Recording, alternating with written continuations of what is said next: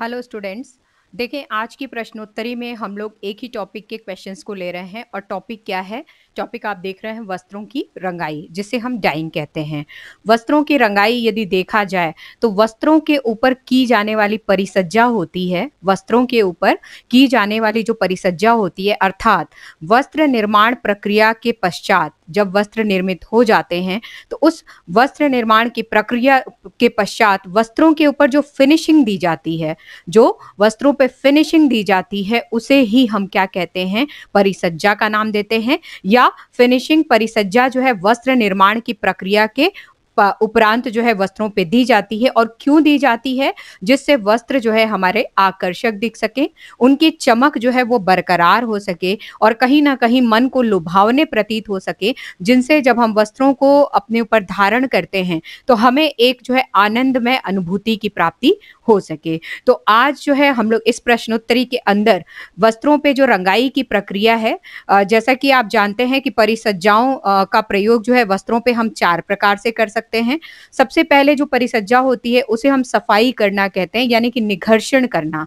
जब वस्त्र निर्मित हो जाते हैं तो आपको पता है वस्त्र निर्माण की प्रक्रिया के दौरान कई वस्त्र ऐसे होते हैं, उनके तंतु ही ऐसे होते हैं कि उनके जो प्राकृतिक चमक है उनको कम करके या फिर उनके ऊपर कलफ या माण दे करके या गोंद लगा करके स्पेशली जो है वस्त्रों का निर्माण किया जाता है, जिससे वस्त्रों का निर्माण अच्छे से हो सके।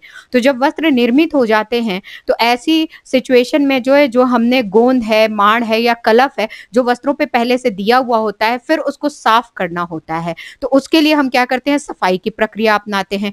दूसरे पहलू में यदि और हम लोग देखने का प्रयास करें तो वस्त्र जब हम लोग निर्मित करते हैं तो वस्त्र जो है मशीनों से निर्मित करते हैं, और मशीनों में जो है अनेक प्रकार से तेल है, ग्रीस है, और मशीनों की बात ना भी करें तो वस्त्र निर्माण की प्रक्रिया के दौरान जो मौजूद धूल और गंदगी होती है वो वस्त्रों के जो है वो सतह पर चिपक जाती है। तो जब वस्त्र निर्मित हो जाते हैं उस समय भी उसको साफ करना जरूरी होता है। तो पहली परिसज्जा जो है वस्त्र पे हम किस तरीके से करते हैं? या तो सफाई या फिर निघर्षण करके। जो दूसरी परिसज्जा होती है वो होती है ब्लीचिंग करना।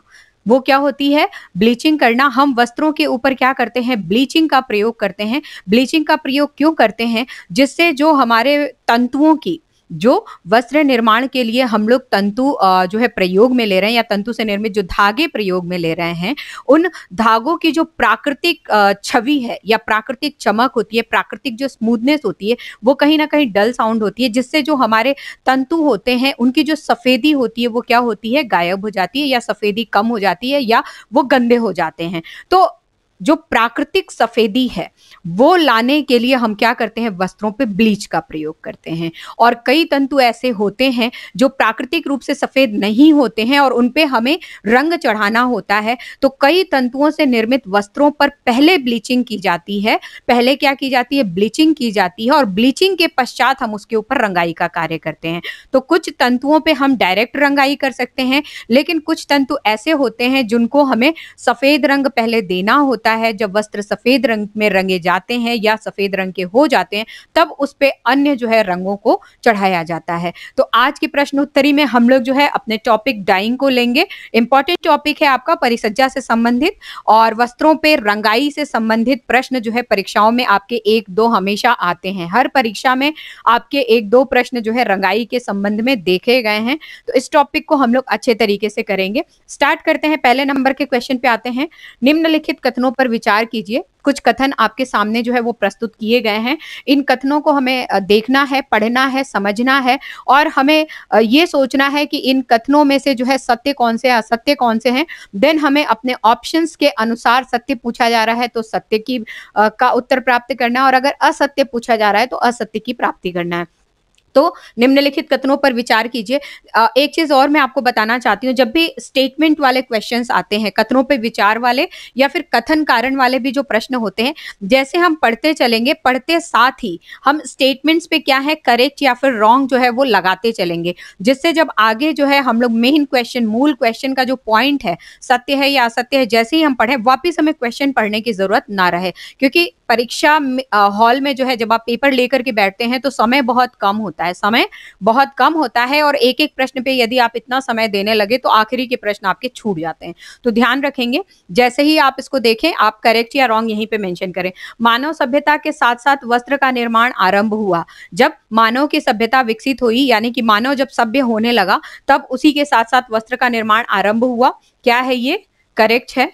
मानव की सभ्यता जब विकसित हुई, मानवीय सभ्यता जो है जब विकसित हुई, तो उसके विकास के साथ साथ ही उसने सीखा कि समाज में रह रहा है तो शरीर को पहले तो उसने विभिन्न प्रकार से जानवरों से बचाव के लिए, देन उसके बाद मौसम से बचाव के लिए, ये तो उसकी प्राथमिक जो है आवश्यकता के रूप में आया। लेकिन जैसे जैसे सभ्यता का विकास हुआ, उसको उसके अंदर सामाजिकता जो है वो डेवलप होती गई, तो सामाजिकता के साथ साथ ही फिर वस्त्रों का प्रयोग वो क्या करने लगा, अपने शरीर के भागों को, कुछ अंगों को जो है विशेष करके ढकने के लिए प्रयोग में लेने लगा। तो यहीं से जो है क्या हुआ, वस्त्र निर्माण की प्रक्रिया का आरंभ हुआ।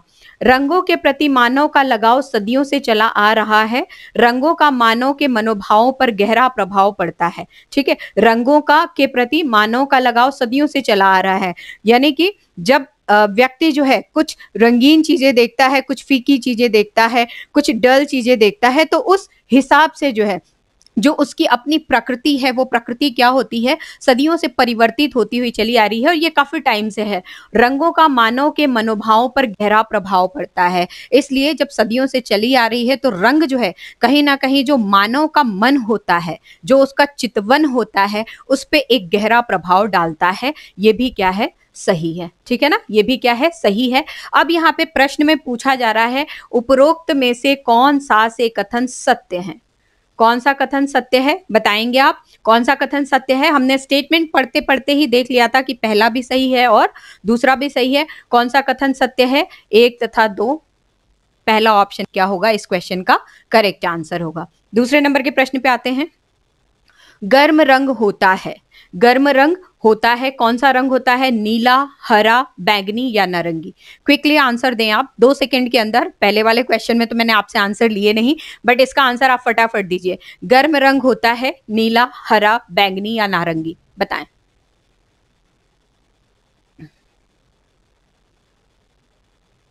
गर्म रंग की हम लोग बात करते हैं तो देखें यहाँ पे नीला, यदि नीला की बात करते हैं तो ये क्या है, ये ठंडा है।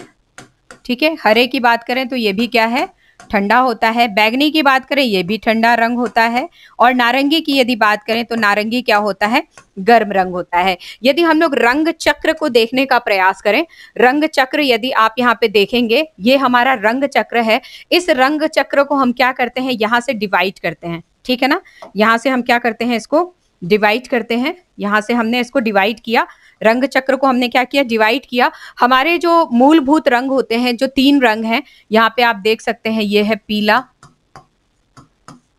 ये है यहाँ से लाल और ये है यहाँ से नीला। ठीक है ना, ये हमारे क्या है, मौलिक रंग है, बेसिक रंग जिसको हम लोग बोलते हैं, मूल रंग जो होते हैं, इन्हीं से मिलकर के सारे रंग क्या हैं, बनते हैं। तो ये प्राथमिक रंगों की श्रेणी में आते हैं। लाल, पीला और नीला ये क्या होते हैं, प्राथमिक रंग की श्रेणी में आते हैं। और इनके कॉम्बिनेशन से जो है हमारे द्वितीयक रंग तैयार होते हैं। और इन द्वितीयक रंगों में यदि देखा जाए तो ये नारंगी जो है आपका दूसरे नंबर पे जो है, इसको और इसको मिला करके ये नारंगी बना। ठीक है ना, इतना आप लोगों को पता होगा। इसको और इसको मिला करके ये हरा बना और इसको मिला करके यहाँ पे बैंगनी बना। तो अब रंग चक्र को जो है 2 पार्ट्स में हम लोग डिवाइड करते हैं, जैसा कि मैंने यहाँ पे आपको दिखाया है। ये डिवाइडिंग लाइन है। इधर वाला जो रंग है ये क्या है, ये गर्म रंग है। ठीक है, इधर वाला ये गर्म रंग है और इधर आते हैं तो ये ठंडे रंग है। तो ठंडे रंगों में हरा, नीला, बैंगनी, हरा, नीला, बैंगनी ये क्या है, ठंडे रंग है। और पीला, नारंगी और लाल ये क्या है, गर्म रंग है। तो आशा करती हूँ कि आपको ये समझ में आ गया होगा। अगर जिनको नहीं समझ में आया है, एक बार जो है आप पुनः देख लें। अगर आपने नहीं पढ़ा है, ज्यादा जो है टफ नहीं है, आपको इसका ज्ञान होना चाहिए। मैं इसको आपको वस्त्र विज्ञान में करा रही हूँ, लेकिन गृह प्रबंधन के अंतर्गत जो कला के तत्व वाला पार्ट होता है, कला के सिद्धांत, कला के तत्व, उस पार्ट में जो है आपको ये सारे रंग जो है वो पढ़ने होते हैं। तो आपका यहीं से वो वाला पार्ट भी क्लियर हो गया। ठीक है ना, प्रश्न है आपका, गर्म रंग होता है, कौन सा रंग होता है, नारंगी होता है। अगले प्रश्न पे आते हैं। देखिए कौन सा रंग ठंडे रंगों में शामिल है, कौन सा रंग ठंडे रंगों में शामिल है, अभी हम लोगों ने जो है वो डिस्कस किया है। क्विकली आप आंसर दीजिए, बहुत जल्दी आप आंसर दे पाएंगे क्योंकि पिछले क्वेश्चन में ही इसका आंसर हमने अच्छी तरीके से कर लिया है। हरा रंग शामिल है, नीला रंग शामिल है, बैगनी रंग शामिल है या सभी शामिल हैं? तुरंत बताएं आप कौन सा रंग ठंडे रंगों में शामिल है। ठंडा रंग कौन सा है, कौन से रंग है इनमें से, कौन सा एक है, कौन सा दो है या सभी हैं? कौन से रंग है जो ठंडे रंगों में शामिल है? जल्दी जल्दी आंसर कीजिए आप। रंग चक्र अभी मैंने आपको सिखाया था। रंग चक्र का जो एक पार्ट है, जो ठंडे रंग वाला पार्ट है, उसमें कौन कौन से रंग जो है आपको देखने को मिले थे? क्विकली आप बताएंगे। हरा, नीला, बैगनी या सभी? तो जी हाँ, यदि हम लोग ठंडे रंग की यहाँ पे देखने की बात करें, ठंडे रंगों को यदि देखने की बात करें, तो हरा रंग जो है ठंडे रंगों में शामिल है, नीला रंग जो है ठंडे रंगों में शामिल है और बैगनी रंग भी जो है क्या है, ठंडे रंगों में शामिल है। इस हिसाब से जो है उपरोक्त सभी जो है इस प्रश्न का क्या हुआ, करेक्ट आंसर हुआ। ये सारे रंग जो है ठंडे रंगों में शामिल है। अगले प्रश्न पे आते हैं। वस्त्रों पर प्रयोग किए जाने वाले ठंडे रंग किसके सूचक होते हैं? वस्त्रों पर प्रयोग किए जाने वाले ठंडे रंग, है ना, जो हम लोग वस्त्रों पे जो ठंडे रंग प्रयोग में लेते हैं, जो हमारे टेक्सटाइल होता है, टेक्सटाइल के ऊपर जो हम लोग ठंडे रंगों का, कोल्ड कलर्स का जो हम लोग प्रयोग करते हैं, वो किसके सूचक होते हैं? आंसर देंगे, क्विकली आंसर देंगे आप। शीतलता का सूचक होते हैं, शांति का सूचक होते हैं, संतोष का सूचक होते हैं, उपरोक्त सभी। क्विकली क्विकली आंसर देंगे आप, कुछ सेकंडों में ही तुरंत आप आंसर कीजिए, इतना समय परीक्षा हॉल में नहीं होता है। जल्दी आंसर करें आप। वस्त्रों पर प्रयोग किए जाने वाले ठंडे रंग किसके सूचक होते हैं? शीतलता के होते हैं, शांति के होते हैं, संतोष के होते हैं, और यदि ये सभी होते हैं तो फिर उपरोक्त सभी होते हैं क्या? तो आप जो है तुरंत आंसर कीजिए, तुरंत तुरंत आंसर कीजिए। देखिए जो हम लोग वस्त्र जो है प्रयोग करते हैं अपने रूटीन लाइफ में, जो वस्त्र हम लोग प्रयोग करते हैं, कहीं ना कहीं जैसा कि हमने पहले नंबर के क्वेश्चन में ही देखा था कि रंगों का मानव के जीवन पे, उसके मनोभाव पे बहुत ही गहरा प्रभाव पड़ता है। मनुष्य जिस प्रवृत्ति का होता है, जिस नेचर का होता है, वो उसी तरह के वस्त्रों को धारण करने की कोशिश करता है। जैसा उसका जलवायु वातावरण होता है वो वैसे वस्त्र धारण करता है, जैसे उसकी मन स्थिति होती है वैसा वो वस्त्र धारण करता है, जैसे उसकी शारीरिक और मानसिक क्रियाशीलताएं होती हैं वो वैसा वस्त्र रंगों के हिसाब से धारण करता है। यदि आप देखें जो शिक्षिकाएं होती हैं, जो विद्यालय में पढ़ाने के लिए जाती हैं, विद्यालय में पढ़ाने जाते समय वो बहुत ज्यादा चटक रंगों का प्रयोग जो है वो नहीं करती हैं। क्यों? क्योंकि क्रियाशीलताएं उनके इस प्रकार की हैं कि वो उस रंगों का प्रयोग कर ही नहीं सकती, अपने आप को ही उनको अच्छा नहीं लगेगा। और यही यदि हम लोग शादी ब्याह पार्टियों में यदि जा रहे हैं, हमारे घर में शादी पड़ी है और शादी में यदि डल रंग, कबूतरी रंग का प्रयोग करें, आप ब्लैक कलर का प्रयोग करें, क्रीम कलर का प्रयोग करें, व्हाइट कलर का प्रयोग करें, तो कहीं ना कहीं वो जो माहौल है जो कि हर्षोल्लास का होता है वो भी क्या होता है, सादगीमय हो जाता है और कोई इस तरीके की प्रवृत्ति को अपनाना नहीं चाहता है। हर कोई हर्षोल्लासित महसूस होने चाहते हैं। यदि हम लोग कुछ ऐसे सादगी भरे रंगों का प्रयोग भी करते हैं तो उसके ऊपर जो हमारा परिधान होता है, परिधान के ऊपर की परिसज्जाएं हम ऐसी करते हैं जिससे हमारे उस वस्त्र पे थोड़ी सी रौनक नजर आती है, थोड़ा आकर्षण नजर आता है और हमारे मनोभाव जो है वो कहीं ना कहीं हर्षो उल्लासित होते हैं। तो वस्त्रों के प्रयोग किए जाने वाले जो ठंडे रंग होते हैं वो किसके सूचक होते हैं? वो शीतलता के सूचक होते हैं। वो किसके सूचक होते हैं? वो शीतलता के सूचक होते हैं, कहीं ना कहीं शांति के भी सूचक होते हैं, और इन सब के पश्चात जो है वो मन में एक तसल्लीमय भाव जो होता है, एक संतोषप्रद सेटिस्फैक्शन वाला जो भाव होता है, उसके भी सूचक होते हैं। उपरोक्त सभी जो है इस प्रश्न का क्या होगा, करेक्ट आंसर होगा। वस्त्रों पर प्रयोग किए जाने वाले ठंडे रंग उपरोक्त सभी यानी कि शीतलता, शांति और संतोष, इन तीनों के सूचक होते हैं। अगले प्रश्न पे आते हैं। आत्म संयम का प्रतीक किस रंग के वस्त्र से परिलक्षित होता है? आत्म संयम का प्रतीक यानी कि जो सेल्फ कंट्रोल होता है, जो सेल्फ कंट्रोल वाली जो चीज होती है वो किस वस्त्र के रंगों से जो है हमें प्रतीत होती है? कौन कौन से वस्त्र के रंग यहाँ पे दिए हुए हैं? केसरिया या सेफरन रंग, जोगिया रंग, गेरुआ रंग या उपरोक्त सभी? तुरंत आप आंसर करें। केसरिया या सेफरन रंग, जोगिया रंग, गेरुआ रंग या उपरोक्त सभी? आत्म संयम का प्रतीक, आत्म संयम का प्रतीक किस रंग को हम लोग मानते हैं, किस रंग के वस्त्रों को हम लोग मानते हैं, या आत्म संयम जो लोग बना करके रखते हैं मैक्सिमम यदि मेजॉरिटी में देखें तो किस रंग को जो है वो धारण करते हैं। तुरंत आप आंसर करें। बहुत इंटरेस्टिंग क्वेश्चन है ये और परीक्षा पॉइंट ऑफ व्यू से इंपॉर्टेंट भी है। इस तरह के प्रश्न जो है आपकी परीक्षा में आ सकते हैं।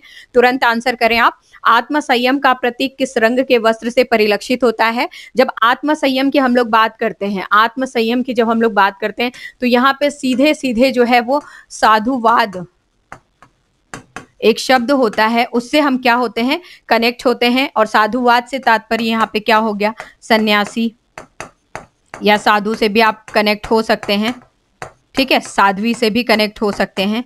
जब उनको आप देखते हैं, जब आप ऐसे लोगों को देखते हैं समाज के अंदर, हमारे सोसाइटी के अंदर जो ऐसे लोग होते हैं, इनको यदि आप देखते हैं तो ये इनके जो वस्त्र होते हैं, वस्त्रों में एक अनोखापन होता है। अनोखापन क्या होता है? वस्त्रों के रंग में होता है, ठीक है, वस्त्रों के रंग में एक अनोखापन होता है। केसरिया या सेफ्रान रंग की हम लोग बात करते हैं। जोगिया रंग जो है ये लोग क्या करते हैं, धारण करते हैं। जोगिया रंग ये लोग धारण करते हैं, जिससे इनके जो मन पे जो इनका कंट्रोल है वो पूरी तरीके से परिलक्षित होता है। क्योंकि सबसे ज्यादा यदि देखा जाए तो मानसिक रूप से जो है मजबूत ये लोग होते हैं। हाँ, ये बात और है कि कुछ लोग मानसिक रूप से मजबूत होते हैं, अपने आप पे आत्मसंयम रखते हैं, लेकिन हमारे समाज में कुछ ऐसे भी हैं जो ढोंगी पाखंडी के रूप में होते हैं। आत्मसंयम उनके ऊपर नहीं है, केवल ऊपर से दिखावा करते हैं, लेकिन अंदर से उनका मन क्या होता है, अस्वच्छ होता है, स्वच्छ नहीं होता है। लेकिन जो हम लोग यहाँ पे जो कैटेगरी जो हम बना रहे हैं सोसाइटी के अंदर, ये जो पर्टिकुलरली हम इस फील्ड के लोगों को देख रहे हैं, वो क्या होते हैं, आत्म संयम से परिपूर्ण होते हैं और कहीं ना कहीं इस रंग को या फिर इस रंग को क्या करते हैं, वो प्रेफरेंस देते हैं। जोगिया रंग, गेरुआ रंग, देखिए इसका नाम ही जो है यहाँ पे जोगिया रंग रखा गया है। जोगिया रंग जो कहीं ना कहीं गेरवे रंग से भी मिलता है। आत्म संयम की हम लोग बात करते हैं तो गेरवे रंग की हम लोग बात करें, राजस्थान में यदि आप देखेंगे, या राजस्थान में नहीं, हम उत्तर प्रदेश की भी बात करें तो उत्तर प्रदेश में भी जब कोई बहुत शुभ कार्य होता है, जब कोई बहुत शुभ कार्य होता है, शादी विवाह, आज भी यदि आप हिंदू हैं और हिंदू रीति रिवाज से जो शादियां होती हैं, शादी में विशेष एक प्रावधान होता है, चाहे लड़के के यहाँ शादी हो चाहे लड़की के यहाँ शादी हो। शादी में जो है किसी भी क्षेत्र में आप रहे उत्तर प्रदेश में, कोहबर बनता है। क्या बनता है? ये जो है थोड़ा सा ट्रेडिशनल टर्म जो है मैं आपको प्रयोग में ले रही हूँ, लेकिन मैं इसलिए ले रही हूँ ताकि आप लोग जो है थोड़ा इससे कनेक्ट हो सके। जो कोहबर बनता है उसका बैकग्राउंड जो है वो किस रंग से पहले रंगा जाता है? वो गेरुए रंग से रंगा जाता है। जो उसका बैकग्राउंड होता है, जो बैकग्राउंड बनाया जाता है, किसी भी एक स्थान पे जो है एक बैकग्राउंड बना दिया और इस बैकग्राउंड को जो है वो गेरुए रंग से क्या किया जाता है, रंग दिया जाता है। पूरा गेरुए रंग से रंगने के पश्चात जो चूने का घोल होता है, उस चूने के घोल से जो है जो देवी देवता हैं, थोड़े हाथी घोड़े पता नहीं क्या क्या होते हैं उसमें बनते हैं, तो वो सब क्या किए जाते हैं, बनाए जाते हैं। हमारे राजस्थान में भी जो है हम लोग देखें तो राजस्थान में भी इस तरह की कला बहुत फेमस है। इनफैक्ट यदि आप घरों को देखें, जो मिट्टी के घर बने हुए होते हैं, मिट्टी के घरों पे जो है सफेद रंग से जो है वो डिजाइन्स, अल्पनाएं बनाई जाती हैं, उनमें जो है वो डेकोरेशन किए जाते हैं, ज्यामितीय आकृतियां बनाई जाती हैं। तो वहां पे भी जो है सफेद रंग के साथ जो है गेरुए रंग का प्रयोग किया जाता है, जो कि कहीं ना कहीं संयम का प्रतीक होता है, जो कि कहीं ना कहीं संयम का प्रतीक होता है। और केसरिया या सेफरन रंग भी होता है जो केसरिया रंग भी यदि आप देखेंगे तो इन दोनों के कॉम्बिनेशन का रंग ही होता है, ये भी क्या होता है, आत्म संयम का प्रतीक होता है। तो इस प्रकार से आत्म संयम का प्रतीक किस रंग के वस्त्र को माना जाता है? तो केसरिया या सेफरन रंग भी है, जोगिया भी है, गेरुआ भी है। उपरोक्त तो सभी क्या है, करेक्ट आंसर होंगे। नेक्स्ट आइए, कथन है, यहाँ पे असेशन रीजनिंग वाले क्वेश्चन है। कथन है, मौसम के अनुरूप वस्त्रों के रंगों का चुनाव करना चाहिए। मौसम के अनुरूप वस्त्रों के जो रंग हैं उनका चुनाव करना चाहिए। उसका कारण बताया जा रहा है, जाड़े के मौसम में उष्णता का आभास देने वाले रंगों के वस्त्रों का प्रयोग करना चाहिए। जो जाड़े में हम लोग कपड़े प्रयोग में लेते हैं, वस्त्र प्रयोग में लेते हैं, उसमें हम ऐसे वस्त्र प्रयोग में लें जिसमें हमें गर्माहट का एहसास हो। यहाँ पे कूट दिए हुए हैं, ए तथा आर दोनों सत्य हैं तथा आर ए की सही व्याख्या है। ए तथा आर दोनों सत्य हैं तथा आर ए की सही व्याख्या नहीं है। ए सही आर गलत है, ए गलत आर सही है। तुरंत आंसर करें, आप क्विकली आंसर करें। स्टेटमेंट के अनुसार जो है आप कथन को देखें, कारण को देखें और उसके अनुसार जो है वो आंसर करें, तुरंत आंसर करें। कथन और कारण के अनुसार जो चारों ऑप्शन दिए हुए हैं वो चारों ऑप्शन का आप आंसर करें। कथन क्या कह रहा है कि मौसम के अनुरूप वस्त्रों के रंगों का चुनाव करना चाहिए। जिस प्रकार का वेदर होता है, वेदर कंडीशंस के अकॉर्डिंग जो हमारे वस्त्रों के रंग होते हैं वो हमें चुनने चाहिए। अर्थात गर्मी में शीतलता भरे रंगों का प्रयोग करना चाहिए, सर्दी में जो है गर्म रंगों का प्रयोग करना चाहिए, जिससे हमें क्या होती है, सर्दियों में थोड़े गर्माहट का एहसास होता है और गर्मियों में यदि शीतल रंगों का प्रयोग करते हैं तो उस समय हमें शीतलता का एहसास होता है। तो कथन की यदि हम लोग बात करें तो कथन क्या है, सत्य है। कथन क्या है, सत्य है। कारण की बात करें, जाड़े के मौसम में उष्णता का आभास देने वाले रंगों के वस्त्रों का प्रयोग करना चाहिए। जाड़े में जो है हमें प्रयास करना चाहिए कि जो रंग हमें गर्माहट महसूस कराते हैं, जो रंग हमें गर्माहट का आभास कराते हैं, हम क्या करें, ऐसे जो है वो उष्णता का आभास जो कराते हैं ऐसे रंगों के वस्त्रों का प्रयोग करना चाहिए। तो कारण भी क्या है, सही है। तो ए और आर दोनों क्या है, सही है। ए और आर दोनों क्या है, सही है। ए और आर दोनों सही हैं। लेकिन अब इनके आगे के जो स्टेटमेंट है, यानी कि सही व्याख्या है या सही व्याख्या नहीं है, ये हम लोग एक बार देखते हैं। तो यहाँ पे जो कथन है इसमें कहा जा रहा है मौसम के अनुरूप वस्त्रों के रंगों का चुनाव करना चाहिए। तो यहाँ पे मौसम के अनुरूप की बात आ गई, यानी कि वेदर कंडीशंस के अनुसार, मौसम के अनुरूप यानी कि वेदर के अनुसार यहाँ पे बात जो है वो कथन में की गई है। और कारण में जो है उसी मौसम का जो एक मौसम मतलब एक वेदर है, कंडीशन है, यानी कि जाड़े के मौसम की बात की जा रही है। तो इसका मतलब जो है आर क्या कर रहा है, ए को एक्सप्लेन कर रहा है। आर क्या कर रहा है, ए को एक्सप्लेन कर रहा है। इसका मतलब इसकी व्याख्या है। तो यहाँ पे जो आंसर होगा, ए तथा आर दोनों सत्य हैं और आर ए की सही व्याख्या है। ये आंसर क्या होगा, इस प्रश्न का करेक्ट आंसर होगा। अगले प्रश्न पे आते हैं। प्राचीन समय में रंग बनाए जाते थे। जो प्राचीन समय था, प्राचीन समय में रंग हम लोग किस तरीके से बनाते थे, अपने वस्त्रों को रंगने के लिए किस प्रकार के रंगों का इनफैक्ट प्रयोग करते थे। देखें आप, मेहंदी के पत्तों से रंग बनाए जाते थे, नील से रंग बनाए जाते थे, पलाश के फूलों से रंग बनाए जाते थे, या उपरोक्त सभी से। तुरंत आप आंसर करें। प्राचीन समय में रंग बनाए जाते थे, बताएं आप रंग कैसे बनाए जाते थे प्राचीनतम समय में। प्राचीनतम समय में क्या, ये आज भी जो है ट्रेडिशनली कहीं कहीं पे इस प्रकार से जो है वो रंगों के प्रयोग जो है वस्त्रों के लिए किए जाते हैं। मेहंदी के पत्तों से रंग बनाए जाते हैं, नील से रंग बनाए जाते हैं, या पलाश के फूलों से बनाए जाते हैं, या फिर इन सब से बनाए जाते हैं। तो आप आंसर करें, क्विकली आंसर करें, आप क्विकली आंसर करें। प्राचीन समय में रंग किससे बनाए जाते थे? तो प्राचीन काल में यदि देखें हम लोग, पौराणिक अपनी कथाओं में देखें, या हम घर में यदि हमारे वृद्ध जन हैं, यदि हम उनसे बात करें, तो नॉर्मली क्या होता था कि घर में ही वो लोग रंग जो है वो बना लेते थे और उस रंग में क्या करते थे, वस्त्रों को रंगते थे। जैसे यदि आप देखें आज भी जो है गाँवों में जो शुभ कार्य होता है, शुभ कार्य होता है, आज भी गाँव में यदि आप देखें तो हल्दी जो है, हल्दी के घोल में जो है आज भी पीले रंग के वस्त्रों को रंगा जाता है।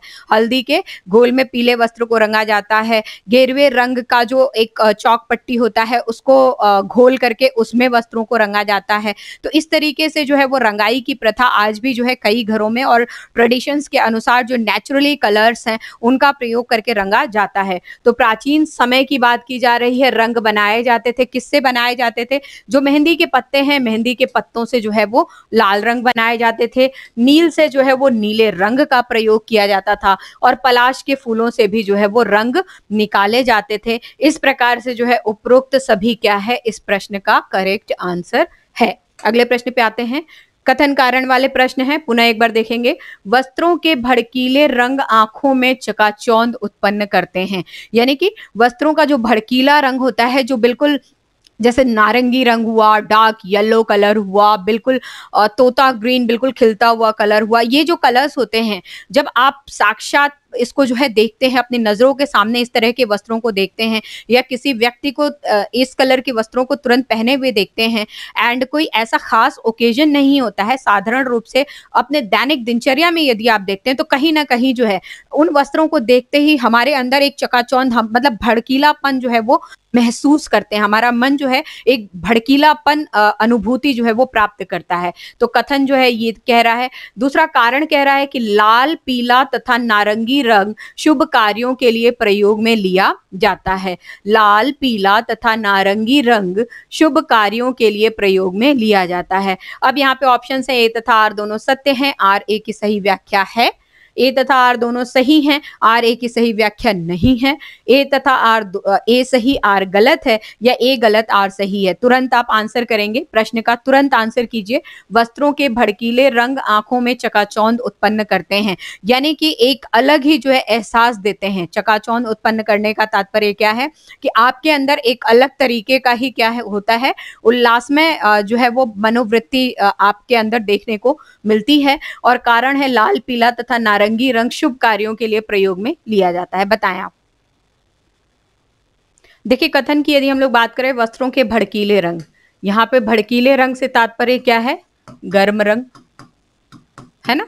भड़कीले रंग से तात्पर्य क्या है, गर्म रंग। आंखों में चकाचौंध उत्पन्न करते हैं। जो गर्म रंग होते हैं, भड़कीले रंग होते हैं, वो क्या करते हैं, आंखों में चकाचौंध उत्पन्न करते हैं। ये क्या है, कथन करेक्ट है। कारण है लाल, पीला तथा नारंगी रंग शुभ कार्यों के लिए प्रयोग में लिया जाता है। तो यहाँ पे लाल, पीला तथा नारंगी, यदि इन रंगों को हम देखें तो ये क्या होते हैं, गर्म रंग होते हैं। लाल, पीला और नारंगी क्या है, गर्म रंग है। जो रंग चक्र मैंने आपको दिखाया था, उस रंग चक्र में जो है, जब हम रंग चक्र को डिवाइड करते हैं तो लाल, पीला और नारंगी गर्म रंग जो है वो की श्रेणी में आते हैं। और यदि ठंडे रंग में हम लोग जाते हैं तो ठंडे रंग कौन कौन से हैं, आपको याद होगा, नीला, बैंगनी और हरा, सॉरी नीला, हरा, नीला और बैंगनी, ये क्या है, ये जो है ठंडे रंगों की श्रेणी में आते हैं। तो लाल, पीला, नारंगी रंग शुभ कार्यों के लिए प्रयोग में लिया जाता है। वस्त्रों के भड़कीले रंग आंखों में चकाचौंध उत्पन्न करते हैं, ये सही है। और लाल, पीला, नारंगी रंग शुभ कार्यों के लिए प्रयोग में लिया जाता है, ये भी सही है। अब हमें ये देखना है कि ये एक दूसरे को एक्सप्लेन कर रहे हैं या नहीं कर रहे। तो यहाँ पे जो है, यदि हम कथन की बात करें तो कथन में भड़कीले रंग का जो है वो जिक्र किया गया है। भड़कीले रंग से तात्पर्य हम लोग गर्म रंगों से जो है लेंगे। भड़कीले रंग से तात्पर्य गर्म रंगों से हम लोग लेंगे। और यहाँ पे एक्सप्लेनेशन में लाल, पीला तथा नारंगी रंग, इनके बारे में जो है वो एक्सप्लेनेशन में डाला गया है कि जो भड़कीले रंग है उनमें से लाल, पीला, नारंगी रंग शुभ कार्यों के लिए, जब भी कोई ऐसा शुभ कार्य होता है उस ओकेजन विशेष में जो है हम क्या करते हैं, इन रंगों का प्रयोग करते हैं, जिनसे हमारे अंदर एक अभूतपूर्व ऊर्जा का क्या होता है, संचार होता है। हम क्या होते हैं, उत्साहित होते हैं, हर्षोल्लासित होते हैं। एक पर्टिकुलरली विशिष्ट दिन पे जो है हम लोग इस तरीके के रंगों का प्रयोग करते हैं। तो शुभ कार्यों के लिए जब हम लोग प्रयोग में लेते हैं तो ये जो रंग होते हैं लाल, पीले और नीले, ये हमारे रंग चक्र के गरम रंग के भाग होते हैं। और कहीं ना कहीं ये क्या होते हैं, भड़कीले होते हैं, अट्रैक्टिव होते हैं। क्या होते हैं, वार्म कलर के रूप में तो होते हैं, लेकिन ये भड़कीले होते हैं, अट्रैक्शन का केंद्र होते हैं। जिसको नहीं भी देखना है वो भी क्या होता है, उसके ऊपर अट्रैक्ट हो जाता है। हमारी नजर उस पर रुकी रहती है, जरूर एक बार हम देखते हैं कि उसने किस रंग का वस्त्र पहना है, यदि वो भड़कीला होता है। ठीक है, तो इसका आंसर क्या होगा, ए तथा आर दोनों सत्य हैं और आर ए की सही व्याख्या है। अगले प्रश्न पे आते हैं। वस्त्रों की रंगाई के लिए प्रयोग में लिया जाता है। जो वस्त्रों को हम लोग रंगते हैं, यानी कि डाइंग की बात की जा रही है यहाँ पे, जो डाइंग हम लोग कर रहे हैं उस पे हम लोग किस प्रकार के रंगों का प्रयोग करते हैं। तुरंत आप आंसर देंगे, प्राकृतिक रंगों का प्रयोग करते हैं, संश्लेषित रंगों का प्रयोग करते हैं, दोनों का प्रयोग करते हैं, या इनमें से किसी का नहीं करते हैं। बहुत इजी प्रश्न है, बहुत ही सरल प्रश्न है, लेकिन आपकी परीक्षा पॉइंट ऑफ व्यू से बहुत ही इंपॉर्टेंट प्रश्न है। वस्त्रों की रंगाई के लिए प्रयोग में लिया जाता है। किस प्रकार के रंग को प्रयोग में लेते हैं, हम प्राकृतिक रंग को प्रयोग में लेते हैं, हम संश्लेषित रंग को प्रयोग में लेते हैं, दोनों को लेते हैं या किसी को नहीं लेते हैं। तुरंत आप आंसर करें, तुरंत आंसर करें। वस्त्रों की रंगाई के लिए हम लोग प्रयोग में लेते हैं, या वस्त्रों की रंगाई के लिए प्रयोग में लिया जाता है प्राकृतिक रंग, यानी कि जो नेचुरल कलर्स होते हैं, है ना, नेचुरल कलर्स हम लोग इसको प्रयोग में लेते हैं। और दूसरा जो है वो संश्लेषित रंग है, यानी कि सिंथेटिक कलर्स, हम इनका भी प्रयोग करते हैं। नेचुरल कलर्स की हम लोग बात करते हैं तो प्रकृति जगत से जो हम लोग प्राप्त करते हैं, यानी कि फूलों से प्राप्त करते हैं, पत्तियों से प्राप्त करते हैं, तने से प्राप्त करते हैं, पेड़ों की, कई पेड़ ऐसे होते हैं जिनके छालों से हम कलर्स की प्राप्ति करते हैं। तो हम लोग क्या करते हैं, ये प्रकृति जगत से हम नेचर से जो है इनको प्राप्त करते हैं और वस्त्रों की रंगाई करते हैं। और दूसरा जो है संश्लेषित रंग, जिनको हम क्या करते हैं, निर्मित करते हैं, जिनको हम निर्मित करते हैं। संश्लेषित रंग से तात्पर्य कुछ रसायनों का हम प्रयोग करते हैं, कुछ तत्वों का हम प्रयोग करते हैं और अपने अनुसार उन रंगों को हम निर्मित करते हैं और निर्माण की प्रक्रिया के पश्चात हम वस्त्रों पे उसको प्रयोग में लेते हैं। तो वस्त्रों की रंगाई के लिए हम प्रयोग में लेते हैं, प्राकृतिक रंग भी प्रयोग में ले रहे हैं, संश्लेषित रंग भी प्रयोग में ले रहे हैं। उपरोक्त दोनों क्या होगा इस प्रश्न का करेक्ट आंसर होगा। अगले प्रश्न पे आते हैं। वस्त्रों पर रंगाई करने के लिए प्राकृतिक रंग प्राप्त किया जाता है। जो प्राकृतिक रंग है हम किससे प्राप्त करते हैं, पिछले क्वेश्चन में इसका एक्सप्लेनेशन कर चुकी हूं मैं, तुरंत आंसर करें आप। वनस्पतियों से प्राप्त करते हैं, प्राणी जगत से प्राप्त करते हैं, खनिजों से प्राप्त करते हैं, या उपरोक्त सभी से प्राप्त करते हैं। तुरंत आंसर करें आप। वस्त्रों की रंगाई करने के लिए जो प्राकृतिक रंग है, जो हमें प्रकृति से प्राप्त हो रहा है, तो प्रकृति से हमें किस रूप में प्राप्त हो रहा है, या प्रकृति में भी कौन से जगत हमें जो है वस्त्रों के रंगाई के लिए जो है वो रंग दे रहे हैं, या हम उनसे ले रहे हैं। वनस्पतियों से, प्राणियों से, खनिजों से, या सभी से, बताएं आप।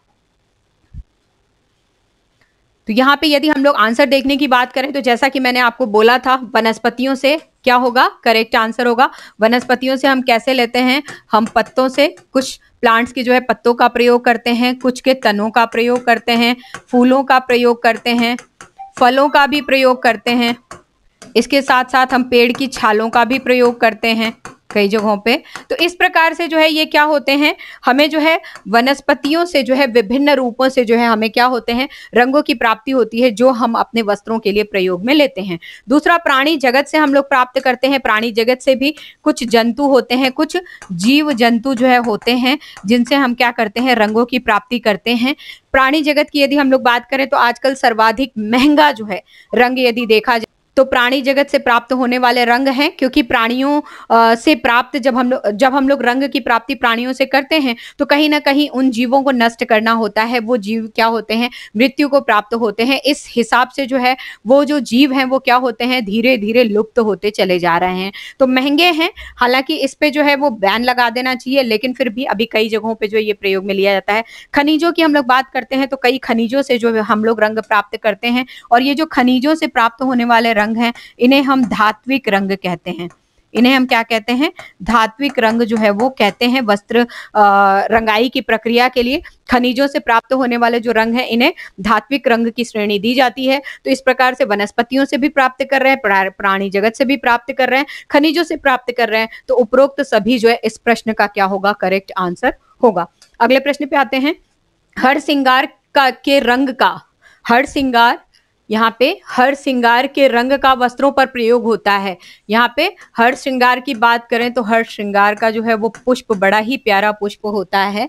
उसका प्रयोग हम वस्त्रों पर करते हैं। कैसे करते हैं, खनिज वाले रंगों के रूप में, वनस्पतिक रंगों के रूप में, प्राणिज रंगों के रूप में, या सभी रंगों के रूप में। अब आप बताएं, मैंने तो आंसर आपको बता ही दिया एक तरीके से, फिर भी आप आंसर तुरंत क्विक कर दीजिए, क्विकली जो है आप आंसर दीजिए। मैंने हालांकि आंसर जो है वो लिख दिया है यहाँ पे। हर श्रृंगार के रंग, हर श्रृंगार का जो रंग होता है वस्त्रों पर प्रयोग में लिया जाता है। हर श्रृंगार की हम लोग बात करें तो हर श्रृंगार का पुष्प होता है जो कि बहुत ही प्यारा जो है वो फूल होता है। ये देखें आप, हर श्रृंगार का जो है ये फूल है, जो फूल होता है इसका जो ये जो आप फ्लावर देख रहे हैं, ये जो फूल है इसकी जो पंखुड़ियां हैं, पंखुड़ियों के बीच में जो है ये देखें आप, ये पंखुड़ियां हैं।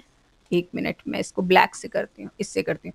ये जो है फूल की जो है ये पंखुड़ियां हैं, और पंखुड़ियों के बीच में यदि आप देखें ये जो भाग होता है ये क्या होता है, नारंगी रंग का होता है। ये क्या होता है, नारंगी रंग का होता है। और ये जो भाग है इसके नीचे जो फ्लावर का छोटा सा जो है वो, ये देखें आप, ये जो लगा हुआ है पेड़ पौधे से जो लगा हुआ भाग भी होता है, जहां तक फूल होता है ये भाग जो है यहाँ तक क्या होता है, नारंगी रंग का होता है। बहुत ही सुंदर फूल होता है। मतलब जिनके घर में है उनको खुद को पता होगा कि ये कितना सुंदर होता है, बहुत ही बेहतरीन। मतलब इसको आप देखेंगे तो मन में बहुत अच्छी फीलिंग आती है। मुझे खुद को बहुत पसंद है, मैंने तो अपने घर में गमले में लगा रखा है। इसका वृक्ष जो है वो तैयार होता है। हम लोग जहाँ पढ़ते थे विद्यालयों में लगे हुए थे, महाविद्यालय विद्यालय से मैंने पढ़ाई करी, वहां भी लगे हुए हैं। हॉस्टल में जहाँ रहती थी वहां भी जो है कहीं ना कहीं इस पुष्प के वृक्ष जो है देखने को मिल जाते हैं। और घरों में भी जो है, यदि मैं गाँव की बात करूँ, क्योंकि स्पेस अच्छी होती है वहां पे, तो वृक्ष के रूप में लोग इसको लगाते हैं। और सुबह सुबह जब आप देखेंगे तो इतने फ्लावर्स जमीन पे गिरे हुए होते हैं, इतने सुंदर लगते हैं, सफेद और नारंगी के कॉम्बिनेशन में बहुत ही सुंदर लगते हैं। तो यहाँ पे जो है हर श्रृंगार के रंग का वस्त्रों पर प्रयोग होता है। तो बच्चों, जैसे मैंने आपको अभी बोला है, ये वनस्पति जगत के रंग होते हैं, ठीक है ना, क्योंकि हमें फूल से प्राप्त हो रहा है। तो फूल से प्राप्त हो रहा है तो खनिजों से तो होगा नहीं, प्राणियों से भी नहीं होगा, वनस्पति जगत से ये रंग प्राप्त हो रहा है। नेक्स्ट, अगले प्रश्न में आते हैं। किस फल को वस्त्रों को रंगने के लिए प्रयोग में लिया जाता है? कौन सा फल है जिसके रस को, ठीक है, कौन सा फल है जिसको वस्त्रों को रंगने के लिए प्रयोग में लिया जाता है? तुरंत आप आंसर करेंगे, मुझे ना देखें, आप क्वेश्चन को देखें। अनार, जामुन, आंवला या सभी? अनार, जामुन, आंवला या सभी? कौन से फल को जो है हम वस्त्रों पे रंगने के लिए प्रयोग में लेते हैं? या यूं समझे, दूसरे हाथ पे दूसरे तरीके से क्वेश्चन को समझे कि किस फल के रस को वस्त्रों के रंगने के लिए प्रयोग में लिया जाता है? बताएं आप, अनार, जामुन, आंवला या सभी? तो यहाँ पे यदि आप देखेंगे, अनार की हम लोग बात करें तो अनार से जो है हम लोग क्या करते हैं, गाढ़े लाल रंग, है ना, गाढ़े लाल रंग की प्राप्ति करते हैं। जामुन से जो है हम लोग जामुनी रंग, या जिसे हम बैगनी रंग भी कहते हैं, है ना, बैगनी रंग प्राप्त करते हैं। और आंवले से जो है हम लोग हरा रंग प्राप्त करते हैं, हरे रंग की प्राप्ति करते हैं। तो इस प्रकार से यदि रंग की बात देखी जाए तो हम अनार से भी जो है वस्त्रों को रंगते हैं, हम जामुन से भी वस्त्रों को रंगते हैं, हम आंवले का प्रयोग भी वस्त्रों की रंगाई के लिए करते हैं। इस प्रकार से हम तीनों फलों का जो है वो प्रयोग क्या कर रहे हैं, वस्त्रों को रंगने के लिए कर रहे हैं। किस फल को वस्त्रों को रंगने के लिए प्रयोग में लिया जाता है? तो अनार, जामुन और आंवला, तीनों को हम क्या करते हैं, वस्त्रों को रंगने के लिए प्रयोग में लेते हैं। मैं वस्त्रों की रंगाई से संबंधित एक वीडियो आप लोगों को दिखाना चाहती हूँ। छोटा वीडियो है लेकिन आप लोगों को अच्छा लगेगा किस प्रकार से वस्त्रों को रंगा जाता है। देखिए, ये जो है वीडियो है, ये देखिए, ये जो ग्रेप्स है, ब्लैक वाला, जिसे काला हम लोग जो है वो अंगूर कहते हैं, उस अंगूर का प्रयोग करके देखें। ये पर्पल ग्रेप्स जो है वो प्रयोग में लेकर के ये टी शर्ट जो है इस रंग की जो है वो क्या की जा रही है, रंगी जा रही है, जो कि हम नेचर से प्राप्त कर रहे हैं, फलों से प्राप्त कर रहे हैं इस रंग को, ठीक है, फलों से प्राप्त कर रहे हैं हम लोग इस रंग को। ये देखें, कुछ लीव्स हैं, विशेष प्रकार की जो है ये पत्तियां आती हैं, इन पत्तियों से जो है हम क्या करेंगे, टी शर्ट्स को कलर करेंगे। और यहाँ पे यदि आप देखने का, वेस्टमैन जो है, जो पत्तियां होती हैं, हर्ब्स होते हैं बेसिकली, उनसे येलो कलर के जो है वो टी शर्ट्स हमने रंग दिए। इसी तरीके से जो बंद गोभी आती है, यदि आपने देखा हो, पर्पल कलर के जो है वो शेड में आती है, बंद गोभी जो है कई जगहों पे देखी जाती है, उसका प्रयोग करके जो है वो डार्क जो मेजेंडा कलर है वो टी शर्ट्स पे प्राप्त किया जाता है। एंड कई कलर्स में वो आते हैं। तो ये स्टॉल देखें आप, green colour, pink colour, purple colour, इस तरीके से क्या हो जा रहा है, ये कलर किया जा रहा है। नैपकिन को डाला, देन इसके अंदर पानी को डाला। ये देखें आप, जो रूट बीट्स होती हैं, जिसे हम शलगम कहते हैं, जो हम लोग सर्दियों में प्रयोग में लेते हैं, तो उनका जो है हम लोग यहाँ पे प्रयोग कर रहे हैं। तो उससे जो रंग निकल रहा है, उससे क्या हुआ, ये पर्पल कलर की नैपकिन तैयार हो गई।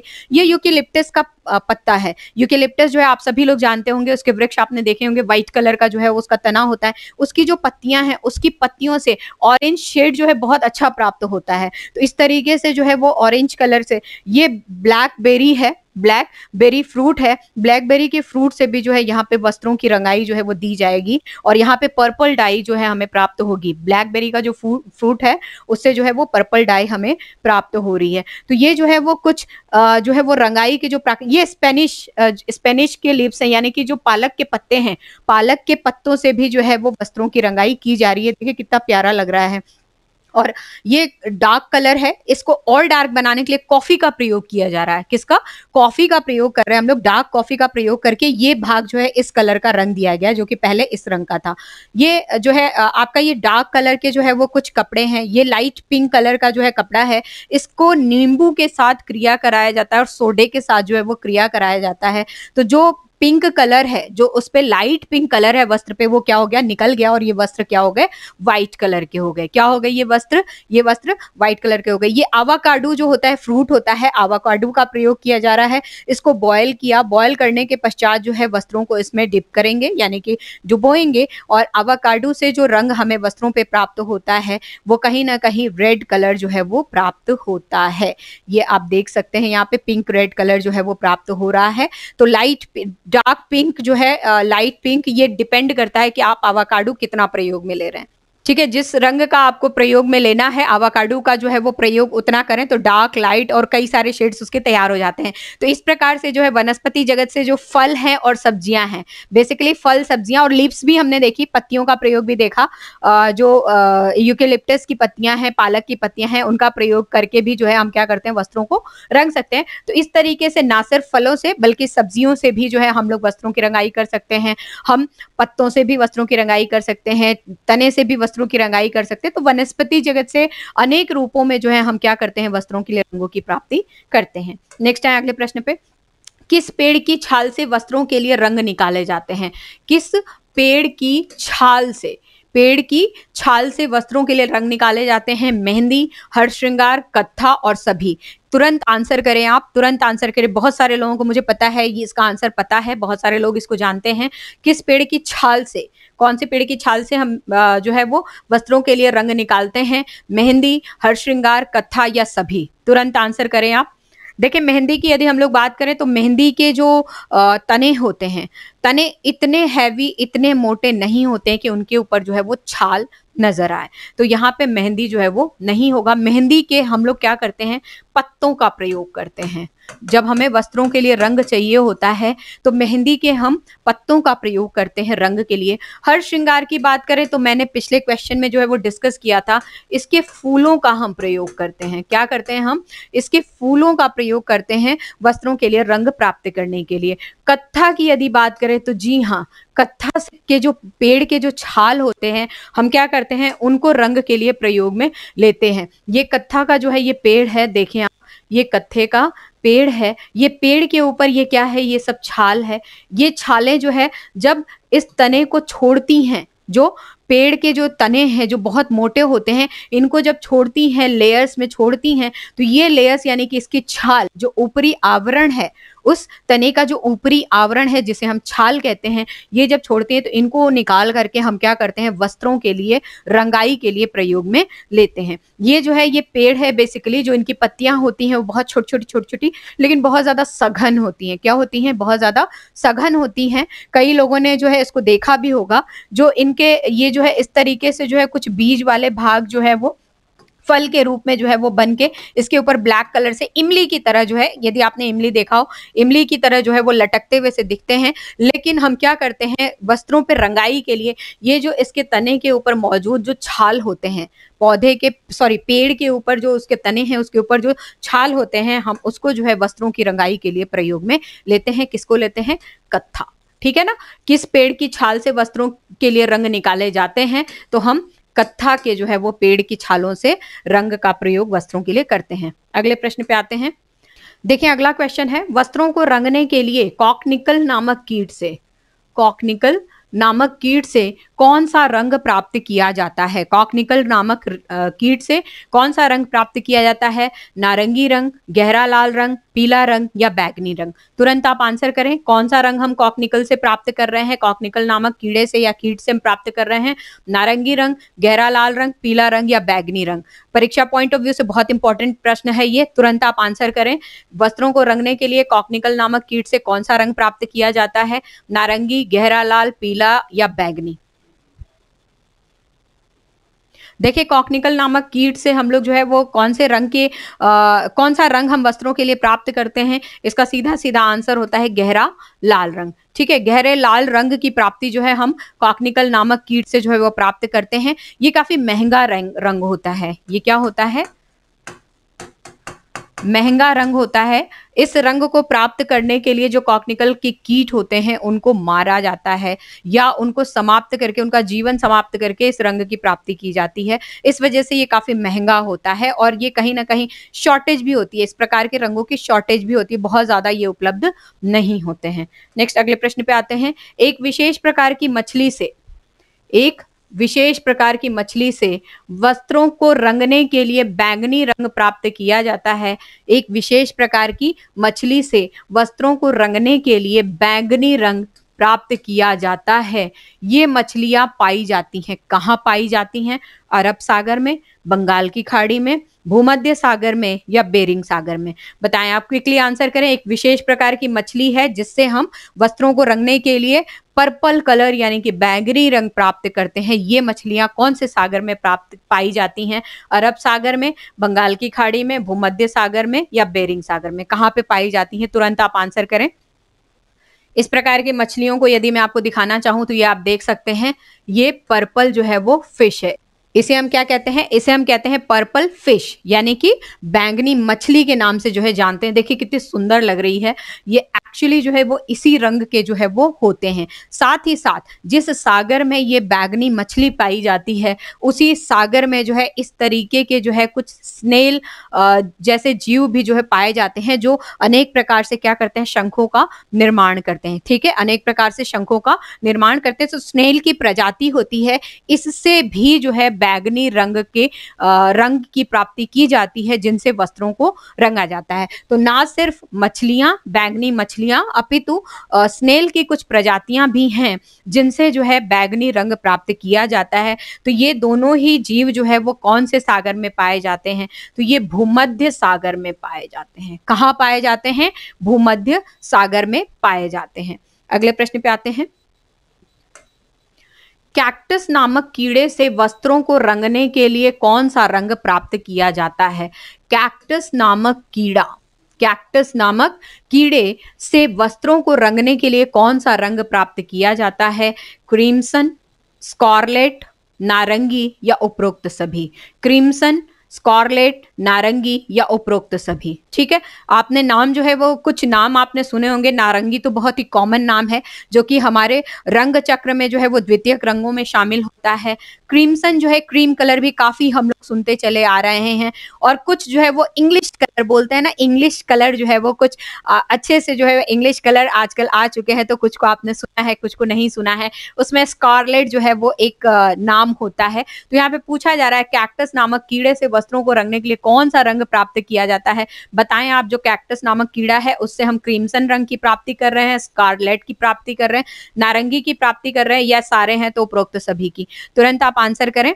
इतनी देर में मैं आपको जो है वह कैक्टस नामक कीड़े को भी दिखाती हूँ। ये जो है बेसिकली जो कैक्टस प्लांट होते हैं, कैक्टस प्लांट्स के ऊपर जो है ये कीड़े दिखते हैं आपको। ये जो है ये कैक्टस का जो है वो प्लांट है, आप यहाँ पे देख रहे हैं। कैक्टस की जो है वो क्या है? पत्ती है। ये जो है बड़ी सी लीफ है, कैक्टस की जो है ये पत्ती है। इसके ऊपर जो है ये कीड़ा आपको नजर आ रहा है। ठीक है ना, ये कीड़ा है, ये कीड़ा है, ये कीड़ा है। और यदि आप यहाँ पे देखें तो ये थोड़ा बड़ा है, ये आप अच्छे से देख पाएंगे। ये कीड़ा है, ये जो है वो कैक्टस नामक कीड़ा है जो कि कैक्टस के प्लांट पे नजर आता है। तो वस्त्रों को रंगने के लिए इनसे कौन सा रंग प्राप्त किया जाता है? तो इनसे जो है हम लोग क्रीमसन रंग भी प्राप्त करते हैं, स्कारलेट की भी प्राप्ति करते हैं और नारंगी रंग भी प्राप्त किया जाता है। ठीक है ना, क्रीमसन से कैक्टस नामक कीड़े से क्रीमसन रंग भी प्राप्त कर रहे हैं, स्कारलेट भी प्राप्त कर रहे हैं और नारंगी रंग भी प्राप्त कर रहे हैं। उपरोक्त सभी जो है इस प्रश्न का क्या होगा? करेक्ट आंसर होगा। नेक्स्ट अगले प्रश्न पे चलते हैं। रंग की प्राप्ति के लिए कैक्टस नामक कीड़े को, रंग की प्राप्ति के लिए जो कैक्टस नामक कीड़ा है जिसके विषय में अभी हमने पिछले क्वेश्चन में डिस्कशन किया, कीड़े को डाला जाता है। कहाँ डाला जाता है? गर्म पानी में, ठंडे पानी में, भाप में या रसायनों के घोल में? आंसर करें आप, तुरंत आंसर दें। रंग की प्राप्ति के लिए कैक्टस नामक कीड़े को कहाँ डाला जाता है? गर्म पानी में, ठंडे पानी में, भाप में या रसायनों के घोल में? तुरंत आप आंसर करें। यदि रंग प्राप्ति हमें करनी है और कैक्टस नामक कीड़े से करनी है तो हम कैसे प्राप्त करेंगे? कैक्टस नामक कीड़े से जो है जब हमें रंग की प्राप्ति करनी होती है तो इन्हें सबसे पहले एकत्रित किया जाता है। एकत्रित करना, एकत्रित करने के पश्चात जो है गर्म भाप में इनको डाला जाता है। जब इनको भाप में डाला जाता है तो इनसे जो श्रावित होने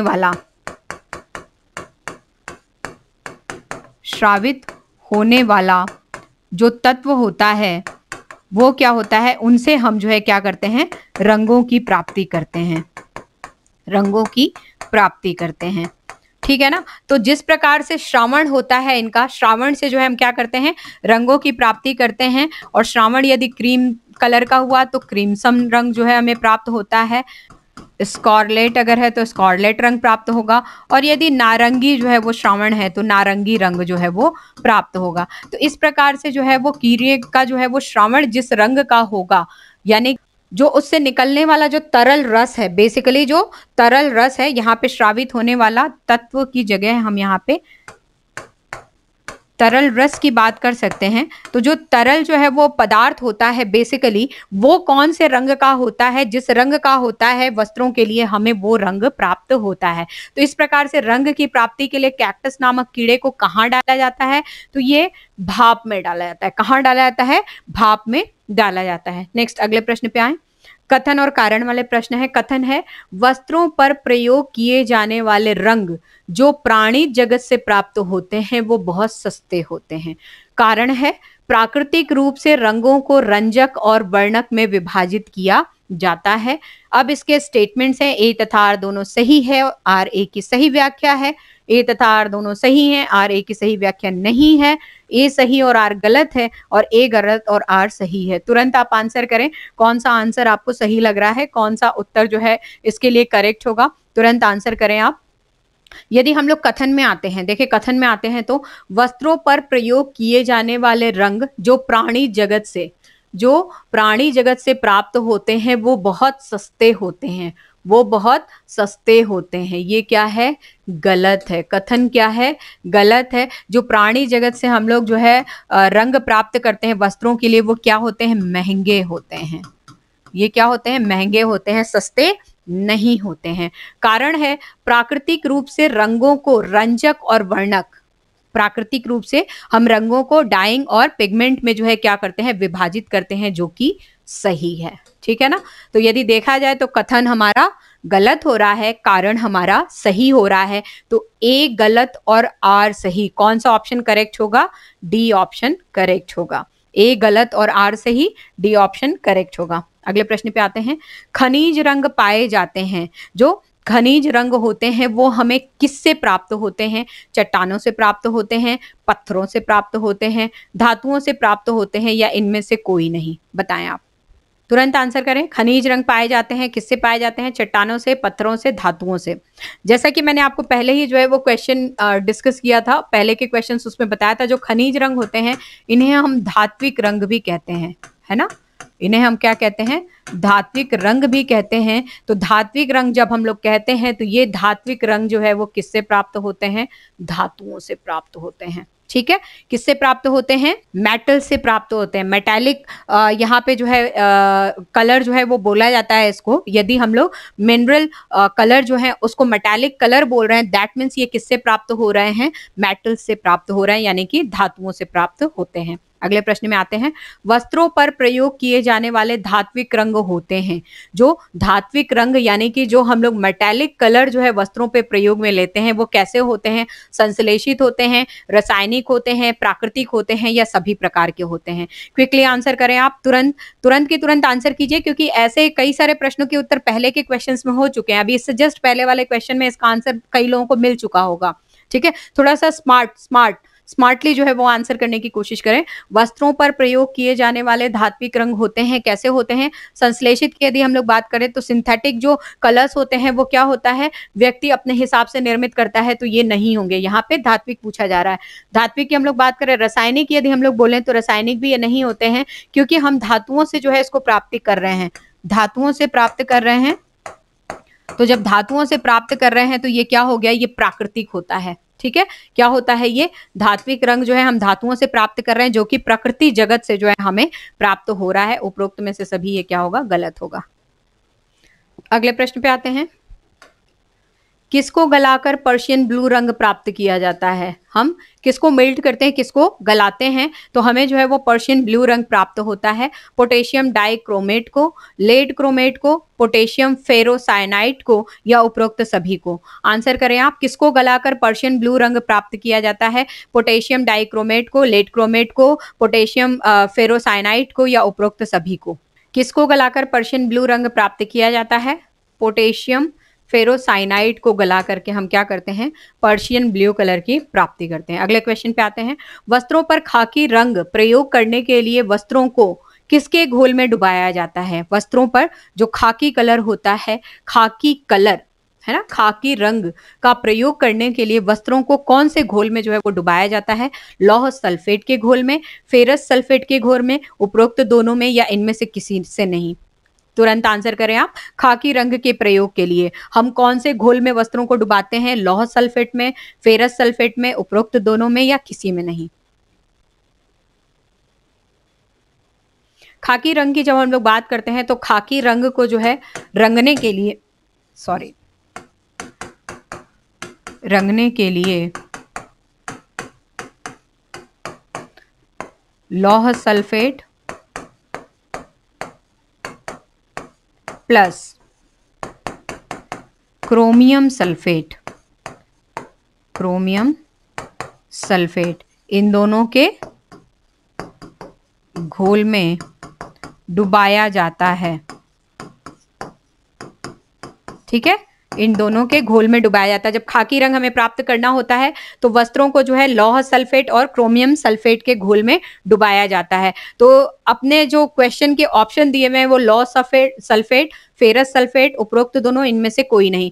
तो उपरोक्त दोनों तब होता जब यहाँ पे फेरस सल्फेट की जगह क्रोमियम सल्फेट होता, लेकिन ये नहीं है, तो हमारा आंसर क्या होगा? लौह सल्फेट, क्योंकि ये तो है नहीं, और जब इसमें से ये एक है नहीं तो ये दोनों नहीं होगा, और इनमें से किसी में नहीं तो नहीं होगा, क्योंकि लौह सल्फेट तो होता ही है ना क्रोमियम के साथ। तो वस्त्रों पर खाकी रंग का प्रयोग करने के लिए वस्त्रों को लौह सल्फेट तथा क्रोमियम सल्फेट, और अगर ऑप्शन के हिसाब से जाएं तो लौह सल्फेट के घोल में डुबाया जाता है। अगले प्रश्न पे आते हैं। रंजक होते हैं, जो डाइज हैं वो होते हैं, क्या होते हैं? रंगों के कण होते हैं, रंगों के अत्यंत सूक्ष्म कण होते हैं, रंगों के सूक्ष्म किंतु कठोर कण होते हैं, और रंगों के अघुलनशील कण होते हैं। बताएं आप। रंजक यानी कि डाइज होते हैं, बताएं रंजक क्या होते हैं? आप लोगों ने खूब पढ़ा होगा, क्योंकि बार बार वो रंग के क्वेश्चंस जो है आप लोग खूब करते रहते हैं। मैं देखती हूँ टेलीग्राम वगैरह में भी जो है कई ग्रुप्स में जो है वो रंगों से संबंधित खूब क्वेश्चंस चलते रहते हैं। तुरंत आंसर करें आप। रंजक जो है डाइज होते हैं, रंगों के कण होते हैं, रंगों के अत्यंत सूक्ष्म कण होते हैं, रंगों के सूक्ष्म किंतु कठोर कण होते हैं, रंगों के अघुलनशील कण होते हैं। बताएं आप क्या है इसका करेक्ट आंसर? यदि रंगों के कण की बात करें तो रंगों के कण जो है वो क्या होते हैं? रंजक होते हैं। लेकिन दूसरे नंबर के ऑप्शन पे आते हैं तो रंगों के अत्यंत सूक्ष्म कण, अत्यंत सूक्ष्म कण की बात की जा रही है, तो ये क्या होते हैं? छोटे तो होते हैं, लेकिन छोटे कण तो होते हैं, लेकिन क्या होते हैं? अत्यंत सूक्ष्म होते हैं। तो इसकी अपेक्षा जो है क्या हो गया? ये ऑप्शन इसके लिए अप्रोप्रिएट हो गया। तीसरा हम आते हैं रंगों के सूक्ष्म किंतु कठोर कण। सूक्ष्म तो होते हैं लेकिन ये कठोर जो है वो नहीं होते हैं। कठोर कौन होते हैं? वर्णक होते हैं। और जब कठोर नहीं होते हैं तो अघुलनशील भी ये नहीं होते हैं। ठीक है, जब कोमल होते हैं, कठोर नहीं है, कोमल है, कोमल है तो ये क्या हो जाते हैं? घुलते हैं, ये पानी में घुलते हैं। इस वजह से बहुत अच्छी तरीके से इसका प्रयोग किया जाता है। तो यहाँ पे यदि ऑप्शन के हिसाब से हम लोग देखें, अपने क्वेश्चन के हिसाब से इसका ऑप्शन मिलाने की कोशिश करें, तो रंगों के अत्यंत जो सूक्ष्म कण होते हैं वो क्या होते हैं? रंजक यानी कि डाइज होते हैं। अगले प्रश्न पे आते हैं। रंजक के प्रयोग द्वारा वस्त्र रंगे जाते हैं। कैसे रंगे जाते हैं? ताप विधि के प्रयोग करके, रासायनिक प्रक्रिया के द्वारा, दोनों के द्वारा, या इनमें से कोई नहीं? आंसर करें आप। रंजक का प्रयोग करके कौन से माध्यम से जो है हम वस्त्रों को रंगते हैं? ताप विधि के प्रयोग से, रासायनिक प्रक्रिया के प्रयोग से, या दोनों ही प्रक्रियाओं में से किसी भी प्रयोग से नहीं? बताएं। रंजक के प्रयोग द्वारा वस्त्र रंगे जाते हैं, वस्त्र रंगे जाते हैं। तो वस्त्र जो है हमारे ताप विधि का प्रयोग करके भी रंगा जाता है, भाप का ताप का प्रयोग करके भी जो है हम लोग क्या करते हैं? रंगते हैं, और रासायनिक प्रक्रिया का प्रयोग करके भी रंगते हैं। उपरोक्त दोनों जो है इसका सही आंसर होगा। अगले प्रश्न पे आते हैं। कथनों पर विचार कीजिए, कथनों पर विचार करें। रंजक महंगे होते हैं, पहला कथन है रंजक महंगे होते हैं। दूसरा है वर्णक के रंग पक्के होते हैं। तीसरा है रंजक को घोलकर वस्त्रों पर प्रयोग किया जाता है। अब इनमें से कौन सा कथन असत्य है? केवल एक, केवल तीन, दो तथा तीन, एक तथा दो। बताएं, असत्य की बात की जा रही है, असत्य कथन कौन से हैं? तो एक, दो, तीन अच्छे से पढ़ें और करेक्ट ऑप्शंस फटाफट बताएं। आप आपके हिसाब से ए, बी, सी, डी कौन सा करेक्ट हो रहा है? ऑप्शन बताएं, कथनों पर विचार करें। सबसे पहले कथनों पर विचार करें। रंजक महंगे होते हैं, वर्णक के रंग पक्के होते हैं, रंजक को घोलकर वस्त्रों पर प्रयोग किया जाता है। कौन सा कथन असत्य है? कौन सा कथन असत्य है? बताएं इनमें से, तुरंत बताएं। एक, दो, सॉरी, केवल एक, केवल तीन, दो तथा तीन, एक तथा दो। देखें, रंजक महंगे होते हैं। जब रंजक की हम लोग बात करते हैं तो रंजक जो है वो महंगे नहीं होते हैं। क्या होते हैं? महंगे नहीं होते हैं, ये सस्ते मिलते हैं। ठीक है, ये क्या होते हैं? ये सस्ते होते हैं। रंजक क्या होते हैं? सस्ते होते हैं। वर्णक के रंग पक्के होते हैं, बिल्कुल। वर्णक के जो रंग होते हैं वो क्या होते हैं? पक्के होते हैं। जो पिगमेंट के जो कलर्स होते हैं वो क्या होते हैं? पक्के होते हैं। रंजक को घोलकर वस्त्रों पर प्रयोग किया जाता है, ये भी क्या है? सही है। चूंकि अत्यंत सूक्ष्म कण होते हैं ये रंगों के, तो इनको जो है हम लोग पानी में घोलते हैं, घुलनशील होते हैं ये, अच्छे तरीके से हम लोग इनको घोलते हैं, घोल करके संपूर्ण वस्त्र को जो है उसमें डुबा देते हैं या संपूर्ण वस्त्र पर उसका प्रयोग करते हैं। जबकि वर्णक की हम लोग बात करते हैं तो वर्णक जो है वो कहीं ना कहीं कठोर होते हैं, कहीं ना कहीं कठोर होते हैं, और ये जो है पानी में घुलते नहीं हैं। इस वजह से घोल करके वस्त्रों पर प्रयोग नहीं किया जाता है। इनको किसी चिपकाने वाले पदार्थ की सहायता से वस्त्रों की सतह पर चिपकाया जाता है और वस्त्रों को वो रंग दिया जाता है। ज्यादातर यदि देखा जाए तो वर्णक का प्रयोग जो है, जिस समय हम तंतु का निर्माण कर रहे होते हैं, तंतु निर्माण प्रक्रिया के दौरान ही जो है स्पिनिरेट में से जब हम लोग पदार्थ को निकालते हैं, गाढ़े घोल को जो है निकालते हैं, तो उस गाढ़े घोल में जो है इसको डाल देते हैं, तो संपूर्ण जो हमारा तंतु है वो ही जो है उस रंग का हमारे निकलता है। फिर भी यदि वस्त्रों पे हम इसके प्रयोग की बात करते हैं तो ये पूर्णतः जो है वो पानी में घुलता नहीं है, इसलिए ऊपरी सतह पर हम क्या करते हैं? चिपकाने वाले पदार्थ के प्रयोग से जो है हम वस्त्रों पे जो है वर्णक का प्रयोग करते हैं। तो रंजक जो है सस्ते होते हैं, वर्णक के रंग पक्के होते हैं, सही है। रंजक को घोलकर वस्त्रों पर प्रयोग किया जाता है, ये भी सही है। तो यहाँ पे पूछा जा रहा है कौन सा कथन असत्य है? केवल एक, केवल एक क्या है? असत्य है। अगले प्रश्न पे आते हैं। वस्त्रों के लिए किस वनस्पति के तने का प्रयोग किया जाता है? वस्त्रों के लिए किस वनस्पति के, यहाँ पे किस वनस्पति के यानी कौन से वेजिटेशन के जो है वो तने का, स्टैम्प का जो है हम लोग प्रयोग करते हैं? बताएं आप। यहाँ पे ऑप्शन है कत्था, मेहंदी, हल्दी, जामुन। तुरंत बताएं आप, आंसर तुरंत करें। कत्था का, मेहंदी का, हल्दी का या जामुन का? वस्त्रों के लिए किस वनस्पति के तने का प्रयोग किया जाता है? यहाँ पे वस्त्रों को रंगने के लिए यहाँ पे होगा, है ना? वस्त्रों को रंगने के लिए, है ना? वस्त्रों को रंगने के लिए किस वनस्पति के तने का प्रयोग किया जाता है? यदि हम कत्था की बात करते हैं तो कत्था का प्रयोग हम छाल के रूप में करते हैं, है ना? छाल भी नहीं, यहाँ पे पेड़ की छाल लिखते हैं, पेड़ की छाल का प्रयोग करते हैं। मेहंदी की बात करते हैं हम लोग तो मेहंदी की हम यहाँ पे पत्तियों का प्रयोग करते हैं। यदि हम हल्दी की बात करते हैं तो हल्दी के जो है यहाँ पे हम क्या करते हैं? गांठ और तना, इन दोनों का क्या करते हैं? हम प्रयोग करते हैं। और जामुन की बात करते हैं तो जामुन का हम लोग फल प्रयोग में लेते हैं। तो इस हिसाब से यदि तने की बात की जाए तो जो हल्दी का तना होता है, वनस्पति जगत से जो हल्दी के प्लांट का तना होता है, जो स्टेम होता है, उसको हम वस्त्रों को रंगने के लिए प्रयोग में लेते हैं। अगले क्वेश्चन पे आते हैं। वस्त्रों के लिए संश्लेषित रंग में शामिल है, वस्त्रों के लिए जो वस्त्रों पे हम रंगाई करते हैं, डाइस के लिए जो सिंथेटिक कलर्स होते हैं, उन सिंथेटिक कलर्स में कौन सा रंग जो है वो शामिल है? अम्लीय रंग, क्षारीय रंग, उदासीन रंग या उपरोक्त सभी? बताएं। अम्लीय रंग यानी कि एसिडिक रंग, क्षारीय रंग यानी कि अल्कलाइड रंग या उदासीन रंग यानी कि न्यूट्रल रंग? बताएं आप। वस्त्रों के लिए संश्लेषित रंग में शामिल है अम्लीय रंग, क्षारीय रंग, उदासीन रंग या सभी? तुरंत बताएं। देखिए वस्त्रों के लिए जब हम लोग संश्लेषित रंग की बात करते हैं, सिंथेटिक कलर्स की बात करते हैं, तो यहाँ पे जो है वो एसिडिक रंग जो है वो अम्लीय रंग जो है वो क्या होते हैं, शामिल होते हैं। देन क्षारीय रंगों की बात करते हैं हम लोग, अल्कलाइक कलर जो होते हैं ये भी यहाँ पे शामिल होते हैं। और न्यूट्रल रंग यानी कि उदासीन रंगों की हम लोग बात करें तो ये भी शामिल होते हैं। उपरोक्त सभी जो है इस प्रश्न का क्या होगा, करेक्ट आंसर होगा। अगले प्रश्न पे आते हैं। अम्लीय रंग कार्बनिक रंगों के डैश डैश डैश लवण होते हैं, यानी कि कार्बनिक रंगों के क्या कौन से जो है वो लवण होते हैं, अम्लीय रंग कार्बनिक रंगों के सोडियम लवण होते हैं, पोटेशियम लवण होते हैं, कैल्शियम लवण होते हैं, या सभी होते हैं। तुरंत बताएं आप। अम्लीय रंगों की यहाँ पे बात की जा रही है, वस्त्रों को रंगने के लिए जो अम्लीय रंग होते हैं यहाँ पे उसके कार्बनिक रंगों के बारे में पूछा जा रहा है कि उनके जो लवण है वो क्या होते हैं, सोडियम, पोटेशियम, कैल्शियम या सभी, बताएं। तो अम्लीय रंगों की यदि हम लोग बात करते हैं तो कार्बनिक रंगों के सोडियम, पोटेशियम और कैल्शियम जो है वो क्या होते हैं, लवण के जो है लवण जो है वो क्या होते हैं, ठीक है ना। अम्लीय रंग कार्बनिक रंगों के जो है वो क्या होते हैं, सोडियम, पोटेशियम और कैल्शियम लवण यानी कि सॉल्ट होते हैं। तो उपरोक्त सभी जो है इस प्रश्न का क्या होगा, सही आंसर होगा। अगले प्रश्न पे आते हैं। अम्लीय रंगों का प्रयोग किस प्रकार के वस्त्र को रंगने के लिए किया जाता है। जो अम्लीय रंग हम लोग एसिडिक रंग का जो प्रयोग करते हैं किस प्रकार के वस्त्रों को रंगने के लिए करते हैं, ऊनी वस्त्र को, नायलॉन के वस्त्र को, रेशम के वस्त्र को या सभी को। तुरंत आंसर करें। ऊनी वस्त्र को, नायलॉन के वस्त्र को, रेशम के वस्त्र को या सभी को। अम्लीय रंग की बात हो रही है। अम्लीय रंगों का प्रयोग हम लोग किस प्रकार के वस्त्रों पर करते हैं। देखें अम्लीय रंग यानी कि एसिडिक रंगों के प्रयोग की बात की जा रही है। तो अम्लीय रंग जो है ऊनी वस्त्रों पे भी जो है हम लोग प्रयोग करते हैं। ऊनी वस्त्रों को रंगने के लिए भी हम जो अम्लीय रंग है उसको प्रयोग में लेते हैं। नायलॉन के वस्त्रों को रंगने के लिए भी जो है हम अम्लीय रंग प्रयोग में लेते हैं। रेशमी वस्त्रों को रंगने के लिए भी अम्लीय रंग जो है वो प्रयोग में लेते हैं। इस प्रकार से उपरोक्त सभी क्या होगा, इस प्रश्न का सही उत्तर होगा।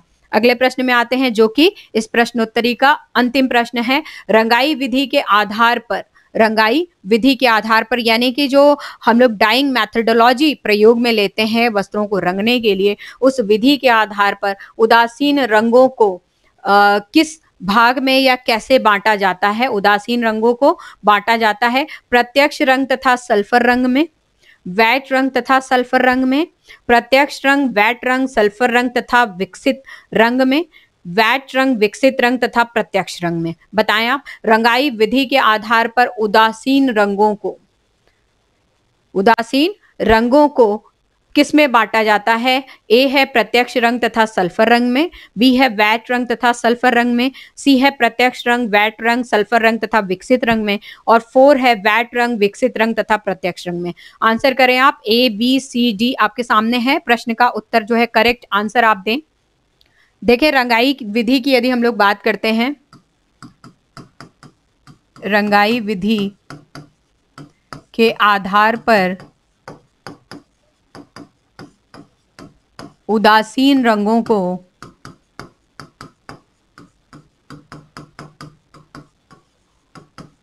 चार भागों में बांटा जाता है।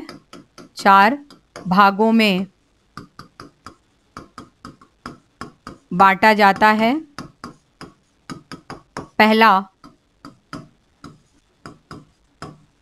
प्रत्यक्ष रंग जिसे हम डायरेक्ट डाई कहते हैं, डायरेक्ट डाइस। दूसरा वैट रंग जिसे हम वैट डाइस कहते हैं। तीसरा सल्फर रंग जिसे हम सल्फर डाइस कहते हैं। और लास्ट होता है चौथा विकसित रंग जिसे हम डेवलप्ड डाई कहते हैं।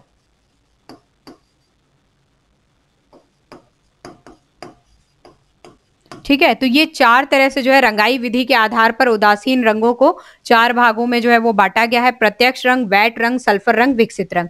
तो अब यहाँ पे देखें प्रत्यक्ष रंग जो है यहाँ पे आ रहा है, वैट रंग आ रहा है, सल्फर रंग आ रहा है और विकसित रंग आ रहा है। ऑप्शन 3 जो है वो क्या होगा, इसका करेक्ट आंसर होगा। तो इस प्रकार से वस्त्रों पर की जाने वाली परिसज्जा का एक भाग, वस्त्रों की रंगाई जिसे हम डाइस के नाम से जानते हैं, उसके ऊपर आज की संपूर्ण प्रश्नोत्तरी के प्रश्न जो है वो इंगित किए गए थे।